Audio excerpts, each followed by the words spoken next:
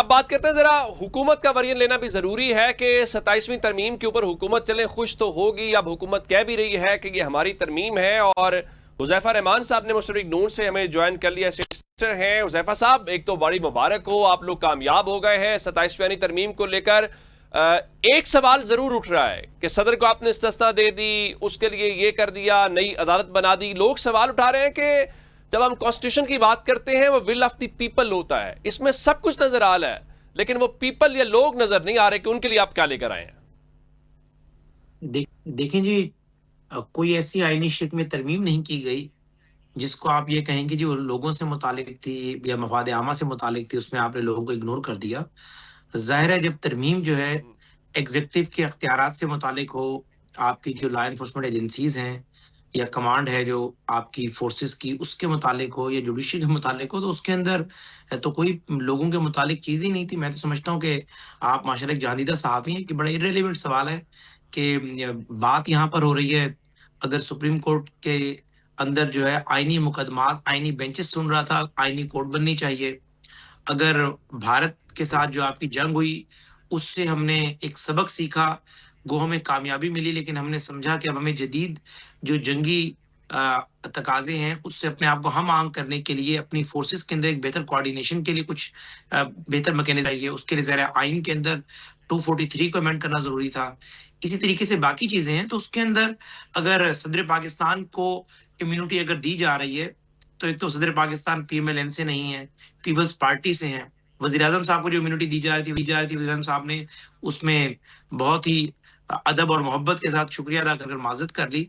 लेकिन उसके अंदर कोई ऐसी चीज़ तो नहीं है कि आप कहें कि जी, इसमें आप लोगों को ये रिलीफ दे सकते थे इस तरमीम के ज़रिए, जो आपने नहीं दिया और कोई पर्सन स्पेसिफिक तरमीम कर दी है। तो अगर आप समझते हैं कि कोई आइन का ऐसा आर्टिकल है, जिसमें अमेंडमेंट की ज़रूरत थी और उस अमेंडमेंट से जो है वो जमहूर को फ़ायदा होता और वो जमहूर को फ़ायदा हमने नहीं दिया, तो आप बिल्कुल ज़रूर उस पे पॉइंट आउट करें, इंशाअल्लाह ताला फिर उसमें नहीं आसानी करेंगे। नहीं, हुज़ैफा साहब, उसमें उसमें उसमें असल बात यह है कि जिस तरह आपने आईनी अदालत बना दी, बिल्कुल आपका इस्तेकाक है पार्लियामेंट का। कुछ 2-3% केसेस होंगे जो आईनी मामलात से या आईनी तशरीह से जुड़े हुए होते हैं। अब इस यूं लग रहा है जैसे सुप्रीम कोर्ट से जो पार्लियामेंट का शुरू से चलता रहा है उसको तो आपने हल कर लिया है, लेकिन पाकिस्तान के आम आदमी का जो कोर्ट से मामला पड़ता है, जुडिशल सिस्टम की रिफॉर्म्स की बात करें कि लोगों को इंसाफ मिले, स्पीडी जस्टिस हो, वो नजर नहीं आया। जहां आपके मसाइल थे वो नजर आया। असल मुद्दा ये है। मैं आपकी बात बिल्कुल समझ गया। एक तो आप ये कहना चाह रहे हैं कि क्रिमिनल जस्टिस सिस्टम जो है आपके मुल्क में, वो इतना कमज़ोर है कि एक बंदा जो है वो अगर ट्रायल स्टार्ट होता है उसका मर्डर का और वो अगर उसमें मुद्दई है, तो सारी ज़िंदगी गुज़र जाती है। देखें, पहली दफ़ा ये हुआ है कि पीएमएलएन जब पावर में आई, तो पाकिस्तान पिनल कोड में भी मैंने अमेंडमेंट की है और सीआरपीसी जैसे क्रिमिनल प्रोसीजर कोड कहते हैं, उसमें भी अमेंडमेंट करके कोशिश की है कि चीज़ें बेहतर हों, कुछ चीज़ें बेहतर नहीं हुई। आपकी बात ठीक है, मातहत अदलिया जो कुछ करती है, हाई कोर्ट्स में केसेस पेंडिंग रहते हैं, सुप्रीम कोर्ट में पेंडिंग रहते हैं। लेकिन मेरा आपसे एक सवाल है, आप अगर अपने चैनल का पिछले 1 साल का रनडाउन चेक करें, तो कितनी ऐसी खबरें हैं जो सुप्रीम कोर्ट के अंदर आम आदमी से मुताल्लिक केस था और आप रिपोर्ट किया।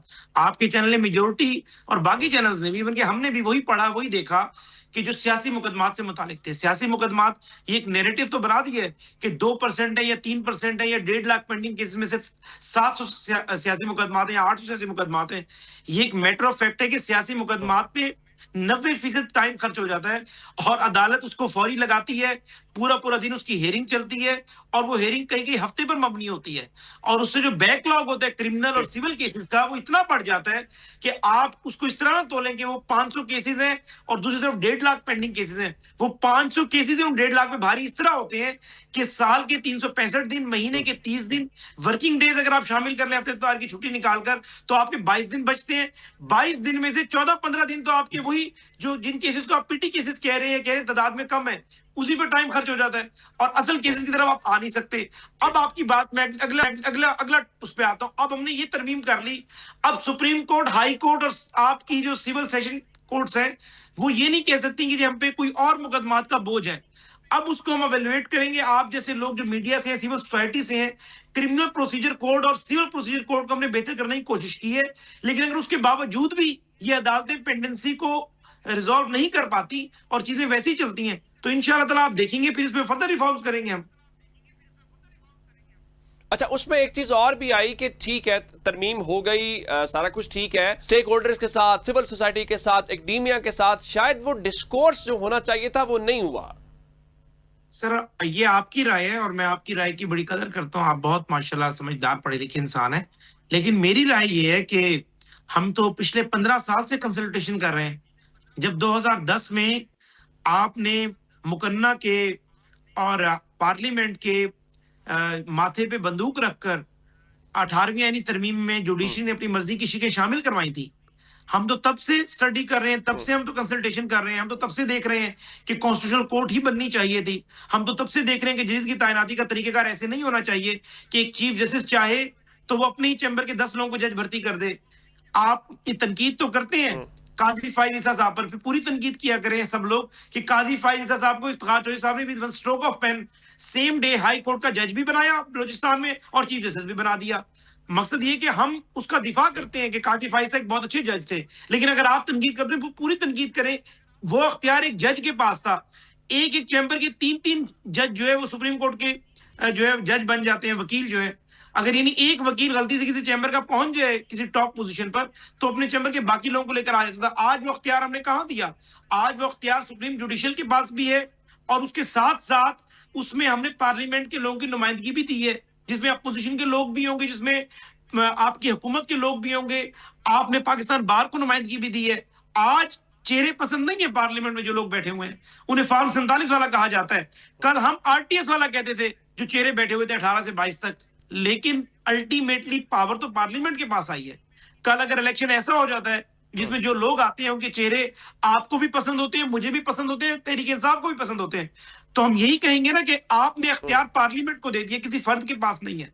आज जजेस की तैनाती हो, जजेस की ट्रांसफर एंड पोस्टिंग हो, डोमिनेंस जो हुई है वो आपके पार्लियामेंट की हुई है। अल्टीमेटली जब पार्लियामेंट पे सब लोग मुत्तफिक होंगे तो ये आप लोगों को इत्मीनान होगा कि आज पावर का जो मंबा है वो जमहूर के पास आया और जमहूर के नुमाइंदे पार्लियामेंट में बैठे होते हैं। नहीं नहीं हुज़ैफा साहब, पार्लियामेंट में और हुकूमत में बड़ा फर्क है। पार्लियामेंट की जब आप बात करते हैं, मसलन आप जो जुडिशल कमीशन है उसकी साख देखें, कोई एक फैसला बताएं जुडिशल कमीशन का जो गवर्नमेंट की मर्जी के बगैर हुआ हो, कोई अपॉइंटमेंट गवर्नमेंट की मर्जी के बगैर हुई हो, या तो उसको इतना फेयर या इतना बैलेंस हो कि नजर आए कि गवर्नमेंट फैसला नहीं कर ली, पार्लियामेंट कलेक्टिव विजडम के साथ कर रही है। उसमें तो गवर्नमेंट कर रही है यार, गवर्नमेंट और पार्लियामेंट में एक फर्क है ना। मैं आप गुजारिश कर दूं, आपने सवाल कर लिया, मेरे आप भाई हैं, मुझे आप ये बताएं गवर्नमेंट क्या होती है? गवर्नमेंट जो है, गवर्नमेंट भी पार्लियामेंट की मेजोरिटी मेंबर्स की मर्जी से बनती है। तो पार्लियामेंट की जिस जमात के पास पार्लियामेंट में मेजोरिटी होगी वो हुकूमत बनाएगी।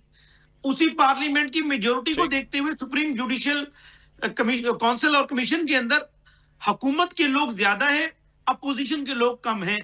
और हुकूमती इत्तेहाद के लोग चूंकि ज्यादा हैं तो जाहिर है उसमें हुकूमत की जो पॉलिसी होगी वही आपको पार्लियामेंटेरियन की पॉलिसी भी नजर आएगी। नहीं नहीं, तो अगर आप उसको इस तरीके से जोड़ दें,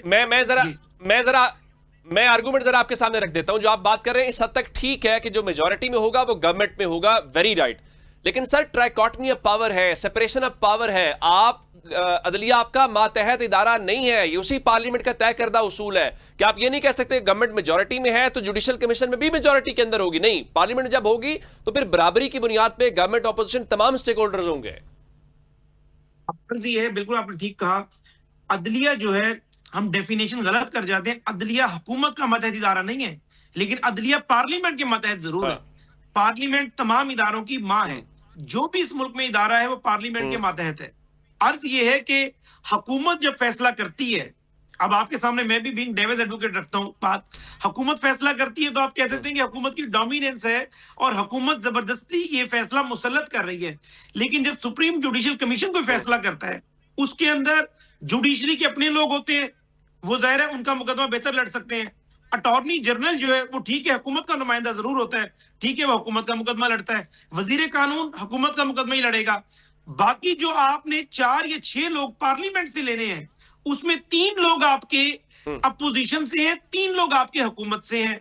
अच्छा, जो लोग 3 लोग हुकूमत से हैं उसमें ज़ाहिर है पीएमएलएन के पास 2 बंदे आएंगे, एक पीपल्स पार्टी के पास आएगा, 3 बंदे के 3 पीटीआई के पास जाते हैं, एएनपी के पास, जो भी इनकी आपस में डिस्ट्रीब्यूशन बनती है। तो मेरी जान, हुकूमत तो मियां शहबाज शरीफ और पीएमएलएन है, लेकिन सुप्रीम जुडिशियल कमीशन के अंदर हुकूमत की अगर आप डेफिनेशन कर लें, सुप्रीम जुडिशियल कमीशन में हमारी जो डोमिनेंस है उसमें हुकूमत के नुमाइंदे तो दो हो गए, अटॉर्नी जनरल और वफाकी वजीर।